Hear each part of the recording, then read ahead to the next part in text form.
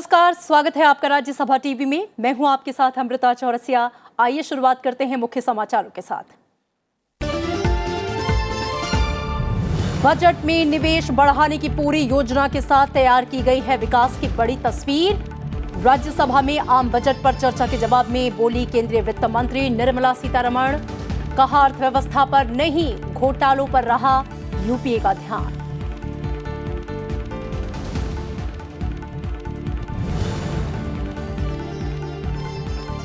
लोकसभा से केंद्रीय विश्वविद्यालय संशोधन विधेयक 2019 पारित। आंध्र प्रदेश में एक केंद्रीय विश्वविद्यालय और एक केंद्रीय जनजातीय विश्वविद्यालय की स्थापना का प्रावधान।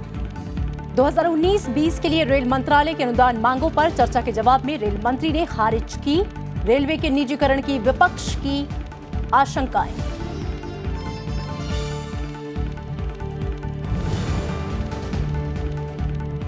सुप्रीम कोर्ट ने कर्नाटक के बागी विधायकों के इस्तीफे पर विधानसभा अध्यक्ष को यथास्थिति बनाए रखने का दिया आदेश।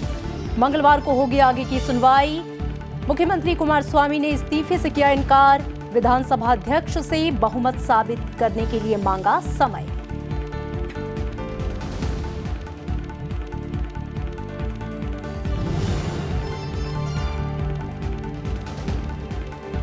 उत्तर प्रदेश में भारी बारिश से अब तक 14 लोगों की मौत। मौसम विभाग की अगले 24 घंटे में प्रदेश के कई जिलों में भारी बारिश की चेतावनी। असम में बाढ़ से 17 जिलों के करीब 4.25 लाख लोग पीड़ित। अब तक 3 लोगों की मौत।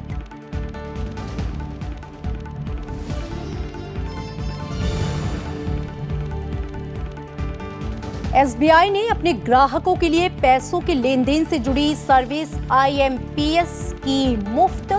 1 अगस्त से नहीं लगेगा कोई चार्ज।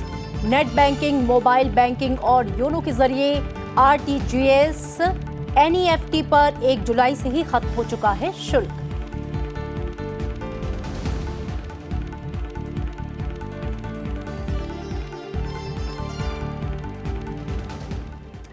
केंद्रीय वित्त मंत्री निर्मला सीतारमण ने आज कहा कि आने वाले 5 सालों में $5 ट्रिलियन की अर्थव्यवस्था बनाने के लिए आम बजट में सटीक उपाय सुझाए गए हैं। राज्यसभा में आम बजट पर चर्चा के जवाब में उन्होंने कहा कि निवेश को बढ़ाने के लिए FDI मानदंडों को काफी उदार बनाया गया है। उन्होंने चर्चा के दौरान सांसदों की ओर से उठाए गए सवालों के जवाब दिए और कहा कि सरकार ने बीते 5 सालों में कई ढांचागत सुधार किए हैं जिन्होंने अर्थव्यवस्था की तस्वीर को बदला है। राज्यसभा में शुक्रवार को वित्त मंत्री निर्मला सीतारमण ने बजट पर चर्चा का जवाब दिया। वित्त मंत्री ने कहा कि केंद्र सरकार का लक्ष्य भारत को $5 ट्रिलियन की अर्थव्यवस्था बनाना है।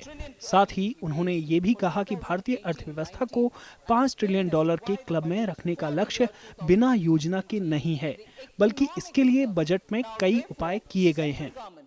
When we say that we have a vision for India, when we say that mid-course we want to ensure that we reach the target of the economy's size to reach $5 million level, trillion dollar level, it's not without a plan. And the plan is definitely, first of all, to increase investment which is coming into the country. And if we wanted to increase investment, what are the various steps we have taken in this budget which are proposed, and those steps are taken into consideration because that will have directly an impact on the investment which can come into the country. And therefore, if that will promote the growth of the economy. What are the items that I want to mention before you is those, there is a list of it. Liberalization, further liberalization of FDI investment, that is foreign direct investment policy. Lowering of corporate tax to the level of 25% for those whose annual turnover limit is not just up to 250 crores, but we have increased it to about 400 crores. वित्त मंत्री ने कहा कि योजना के तहत किसानों की आय दोगुनी की जाएगी। इसके लिए कमेटी बनाकर रणनीति के तहत काम भी किया जा रहा है। उन्होंने बताया कि सरकार ने हर पहलू पर किसानों की मदद के लिए कई कदम उठाए हैं। Now the budget, as I said, is an important milestone, particularly this year, because it is the second such a budget being presented post the implementation of the GST. So if GST was introduced on 1st July 2017, this budget is the second which is presented to this House, and the highlights of the budget estimates is something which I'd like to present before you. With a continued emphasis on empowering the states, the total resources transferred to the states, including the devolution of state share in taxes and releases under the centrally sponsored schemes in BE 2019-20, is estimated to be 13,29,428 crore. This entails an increase of 82,845 crores over the RE of 2018-19 and 2,44,298 crore more than the actuals for 2017-18. The next issue is of the budget 2019-20 reflects the government's firm commitment to substantially boost investment in agriculture, social sectors, particularly in education and health, keeping the fiscal deficit at 3.3% of the GDP as against 3.4% which was envisaged in the interim budget of 2019-20. वित्त मंत्री का कहना था कि budget में निवेश बढ़ाने की पूरी योजना के साथ विकास की बड़ी तस्वीर पेश की गई है। उन्होंने कहा कि इसके लिए राजकोषीय मजबूती के लक्ष्यों से कोई समझौता नहीं किया गया है। निवेश को बढ़ावा देने के लिए एफडीआई मानदंडों को और अधिक उदार बनाया गया है। 400 करोड़ रुपए तक के कारोबार वाली कंपनियों के लिए कॉर्पोरेट टैक्स की दर कम की गई है और देश में इलेक्ट्रिक वाहनों के उपयोग को प्रोत्साहित करने के लिए कई कदम उठाए गए हैं। वित्त मंत्री ने कहा कि इस बजट में अगले 10 वर्षों के लिए व्यापक कदम उठाए गए हैं।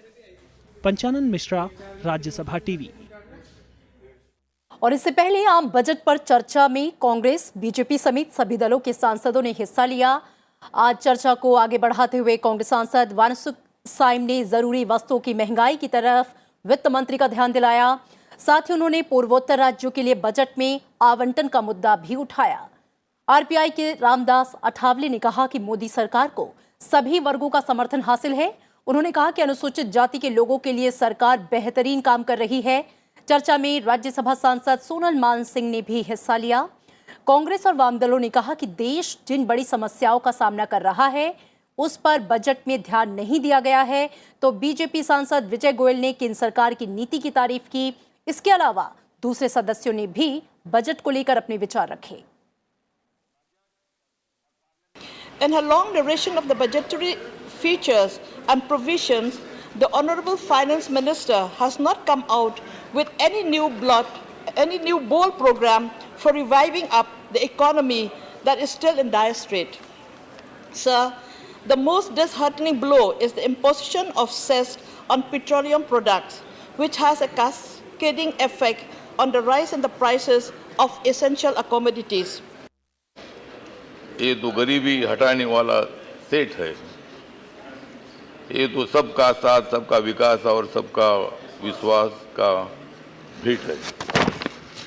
ये जो बजट है 19 और 20 का नरेंद्र मोदी जी सरकार को जो मैंडेट मिला है, दलित हो, आदिवासी हो, ओबीसी हो, मुस्लिम हो, हिंदू हो, ईसाई हो, सभी जाति धर्म के लोगों ने मोदी सरकार को बहुत ही बड़ा सपोर्ट किया है और बहुत ही बड़ी सफलता मोदी जी के नेतृत्व में मिली है।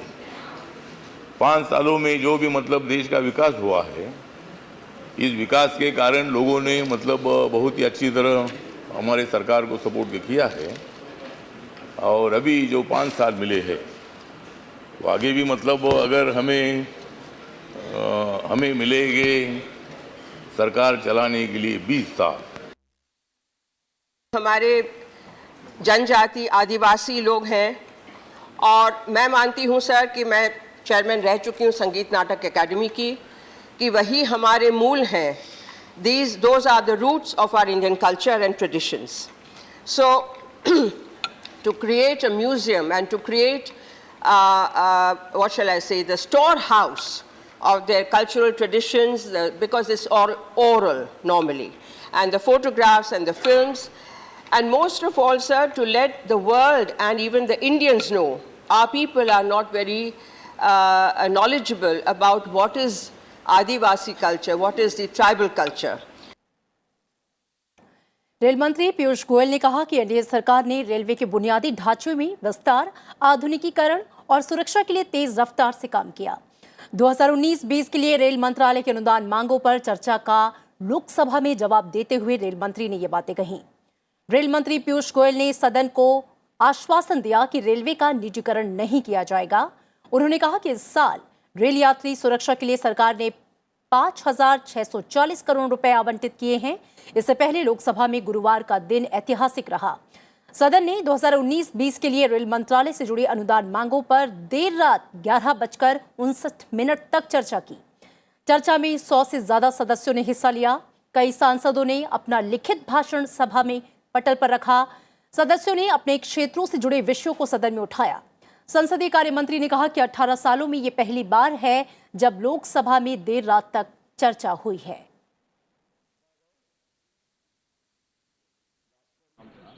64 साल में माननीय अध्यक्ष जी ट्रैक किलोमीटर 77,609 किलोमीटर से बढ़ के 89,919 किलोमीटर होता है, लगभग 12,000। 5 वर्षों में अकेले ये ट्रैक किलोमीटर बढ़ के 2019 में 1,23,236 किलोमीटर। माननीय सदस्य को चिंता है कि इतना काम नहीं हुआ, तो मैं इतना बता दूं कि जिस तेज गति से हमने अलग अलग काम, चाहे वो ट्रैक गेज कन्वर्जन हो, नैरो गेज से ब्रॉड गेज, चाहे वो डबलिंग, ट्रिपलिंग, क्वाड्रपलिंग हो, चाहे नए लाइंस कमीशन करने हो, इन सब चीजों में हमने लगभग 59% इंक्रीज किया in commissioning of new lines, doubling, quadrupling, tripling between 2009 and 14 के निस्बत 14 से 19 के बीच। और कई बार क्या होता है कि हारने वाले और जीतने वालों में बस एक फर्क रहता है। हारने वाले मुश्किलों को देखते हैं और जीतने वाले मंजिलों की तरफ जाते हैं।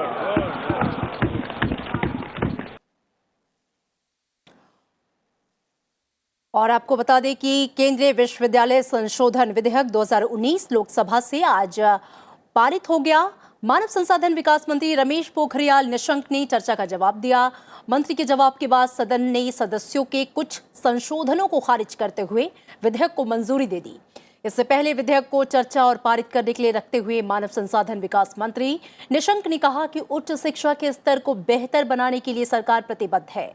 विधेयक में कहा गया कि आंध्र प्रदेश में एक केंद्रीय विश्वविद्यालय और एक केंद्रीय जनजातीय विश्वविद्यालय की स्थापना से उच्च स्तर शिक्षा तक पहुंच और उसकी गुणवत्ता में वृद्धि होगी और इससे जनता के लिए उच्चतर शिक्षा और अनुसंधान सुविधाएं मिलेंगी।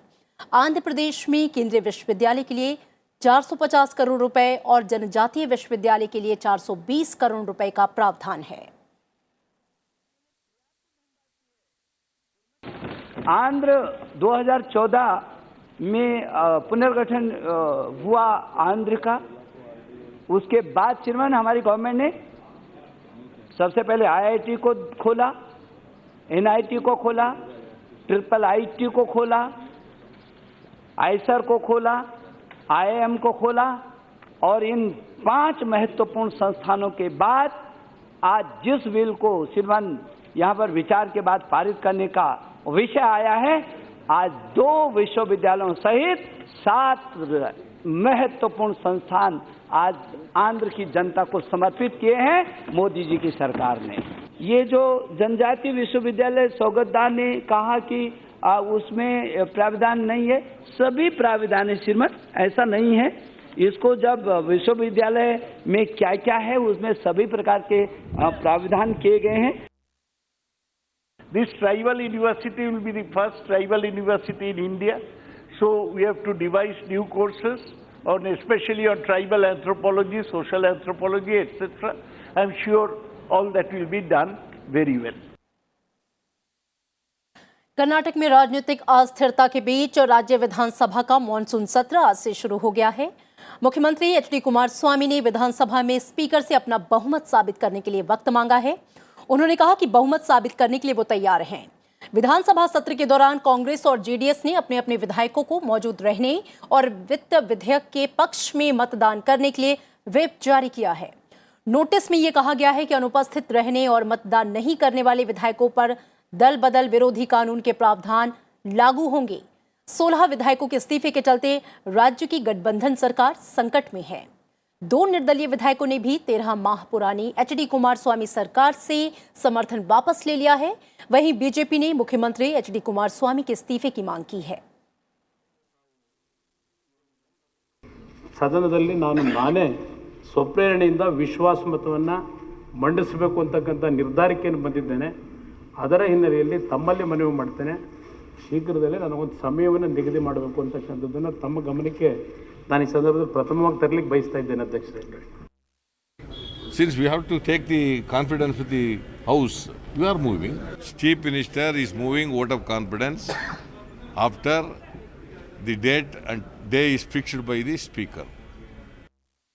मंगलवार क्या आता है नहीं आता है मालूम है, हमें तो मालूम नहीं। बाद में हम देखेंगे क्या होता है कि नहीं होता है, लेकिन हमें अतृप्त शासकों ने अभी इस्तीफा तो दे दिया है। ये सरकार अभी बहुमत नहीं है। हमारा डिमांड है और रेसिग्नेशन इमीडिएटली देना पड़ेगा। इधर सुप्रीम कोर्ट में भी आज कर्नाटक के मामले पर अहम सुनवाई हुई। सुनवाई के दौरान सुप्रीम कोर्ट ने कहा कि मंगलवार को अगली सुनवाई तक यथास्थिति बरकरार रखा जाए। सुप्रीम कोर्ट ने कर्नाटक संकट के सिलसिले में दाखिल 3 याचिकाओं पर शुक्रवार को एक साथ सुनवाई की। शीर्ष अदालत अब मंगलवार को इस मामले पर सुनवाई करेगी। अदालत के आदेश से ये साफ है कि विधानसभा स्पीकर ना तो बागी विधायकों के इस्तीफे पर फैसला लेंगे और ना ही उन्हें अयोग्य करार दे पाएंगे। पहली याचिका 10 बागी विधायकों की ओर से, दूसरी कर्नाटक विधानसभा अध्यक्ष और तीसरी कांग्रेस की ओर से दायर की गई है। मैं समझता हूं कि हम सबको संतुलन रखना चाहिए। आज हम कोई वर्डिक्ट की बात नहीं कर रहे हैं, उच्चतम न्यायालय निर्णित करेगा, लेकिन ये वजनदार मुद्दे हैं और आज के तारीख में जितने भी आदेश कल दिए थे वो अभी ऑपरेटिव नहीं है स्पीकर के ऊपर।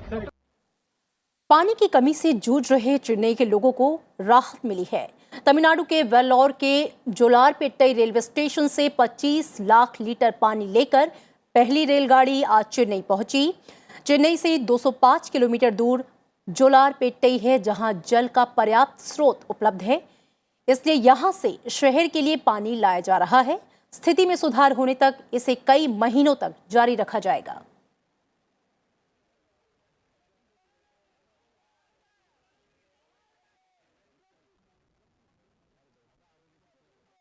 और उत्तर प्रदेश के कई जिलों में पिछले कुछ दिनों से भारी बारिश हो रही है। इससे प्रदेश में पिछले 9 दिनों में अब तक 14 लोगों की मौत हुई है।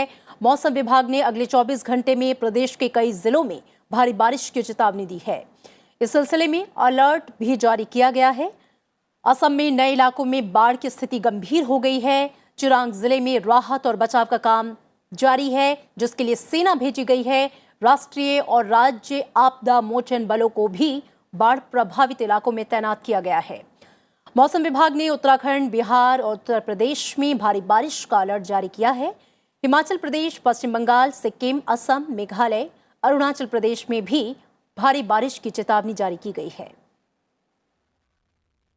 राज्य के 17 जिले बाढ़ की चपेट में आ गए हैं। इनमें धेमाजी, लखीमपुर, विश्वनाथ, शोणितपुर, बाक्सा, बंगाईगांव, कोकराझार, मोरीगांव, नगांव, दरंग, बारपेटा, नलबाड़ी, चिरांग, माजुली, डिब्रूगढ़, गोलाघाट और जोरहाट शामिल है। इससे 4,23,000 से ज्यादा लोग प्रभावित हुए हैं। कई नदियां खतरे के निशान के ऊपर बह रही हैं। बारपेटा बाढ़ से सबसे ज्यादा वहां के जो हालात हैं वो खराब है, जहां 85,262 से ज्यादा लोग बाढ़ से प्रभावित हुए हैं। धेमाजी में करीब 80,219 लोग प्रभावित हुए हैं। 41 राजस्व सर्किल में बाढ़ का खतरा अभी भी बना हुआ है। इसमें 449 गांव प्रभावित हुए हैं और 53 राहत शिविर केंद्र वहां पर बनाए गए हैं, जिसमें 1,843 लोगों ने शरण ली है।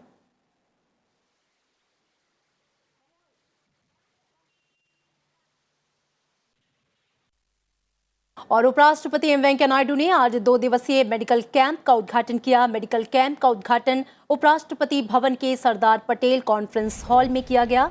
2 दिवसीय चलने वाले मेडिकल कैंप का आयोजन उपराष्ट्रपति सचिवालय ने किया। इसका उद्देश्य लीवर संबंधी समस्याओं की जांच कर ये पता लगाना है कि इसकी रोकथाम कैसे की जाए।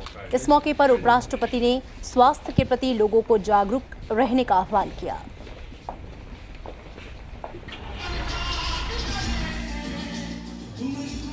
और पोलैंड में आयोजित हुए ब्रेव किड्स इंटरनेशनल फेस्टिवल में नन्ही दुनिया संस्था के बच्चों ने आज उपराष्ट्रपति से उनके आवास पर मुलाकात की। इन बच्चों ने 15 देशों के प्रतिनिधियों के साथ सांस्कृतिक कार्यक्रम में मंच साझा किया। उपराष्ट्रपति ने इस मौके पर कहा कि अंतर्राष्ट्रीय कार्यक्रमों के जरिए बच्चे दूसरे देशों की संस्कृति को समझते हैं। उपराष्ट्रपति ने नन्ही दुनिया संस्था के बच्चों के सांस्कृतिक कार्यक्रम की झलक भी देखी।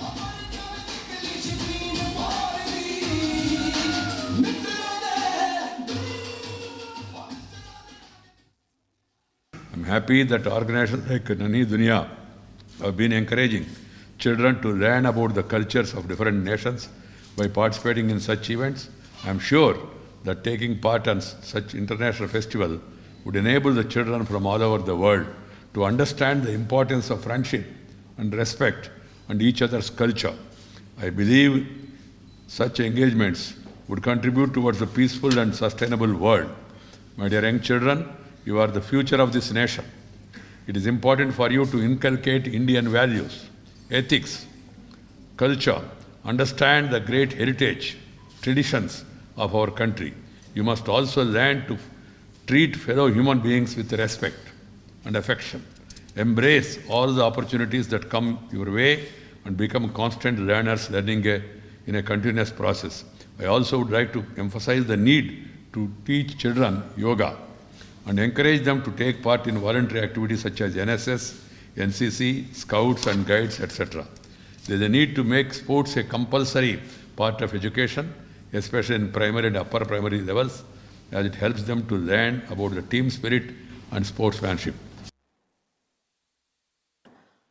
अरुणाचल प्रदेश के मुख्यमंत्री पेमा खांडू ने आज उपराष्ट्रपति वेंकैया नायडू से मुलाकात की। मुलाकात के दौरान उपराष्ट्रपति और मुख्यमंत्री पेमा खांडू के बीच राज्य के विकास के मुद्दों पर भी चर्चा हुई।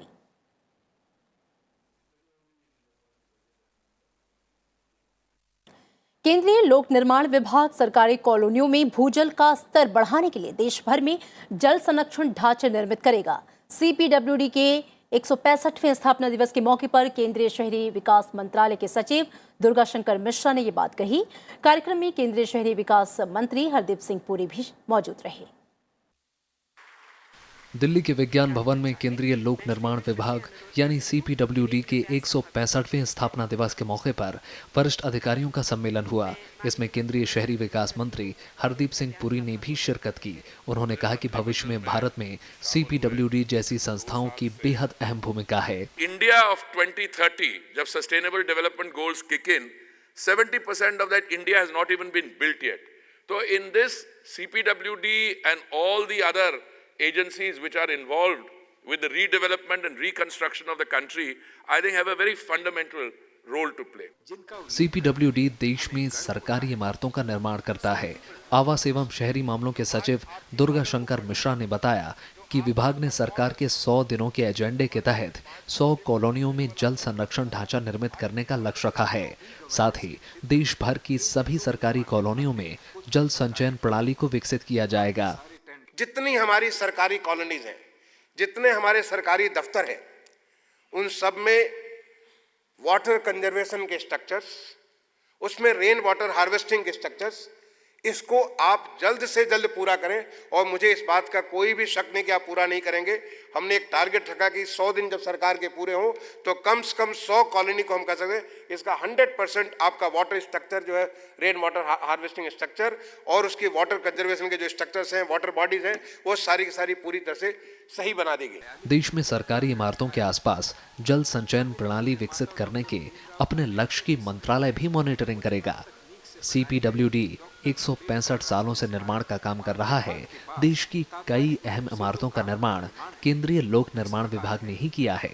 नवविक्रम सिंह, राज्यसभा टीवी। और करतारपुर कॉरिडोर के निर्माण में भारत की तरफ से काफी तेजी से काम चल रहा है। तकरीबन 550 करोड़ रुपए की लागत से बन रहे इस प्रोजेक्ट को 31 अक्टूबर तक पूरा कर लिया जाएगा। नवंबर में गुरु नानक जी की 550वीं जयंती है।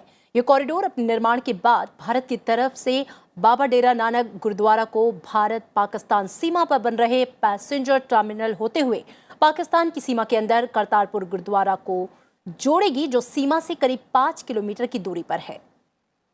14 जुलाई को कॉरिडोर से संबंधित पाकिस्तान की तरफ से चल रहे काम की जानकारी भारतीय प्रतिनिधियों को दी जाएगी, जब दोनों देशों के विशेषज्ञ पाकिस्तान की तरफ वाघा में मुलाकात करेंगे। The work on two important aspects, on the state-of-the-art passenger terminal and also on the 4-lane highway which is going to connect the 0 point of the Kartarpur corridor to the national highway. They are ongoing, and we are hopeful that the work on these two projects will be completed in time, one by September 2019, the other by October 2019. State bank of India ने internet banking में NEFT और RTGS के बाद अब IMPS के जरिए fund transfer करने पर भी चार्ज हटा लिया है। SBI का ये फैसला 1 अगस्त 2019 से योनो इंटरनेट बैंकिंग और मोबाइल बैंकिंग कस्टमर्स पर लागू हो जाएगा। 1 जुलाई से NEFT और RTGS पर चार्ज हटाया जा चुका है। हाल ही में रिजर्व बैंक ऑफ इंडिया ने 1 जुलाई से NEFT और RTGS सर्विस पर बैंकों से कोई चार्ज नहीं लेने का ऐलान किया था। RBI ने बैंकों से ये फायदा कस्टमर्स तक पहुंचाने की अपील की थी।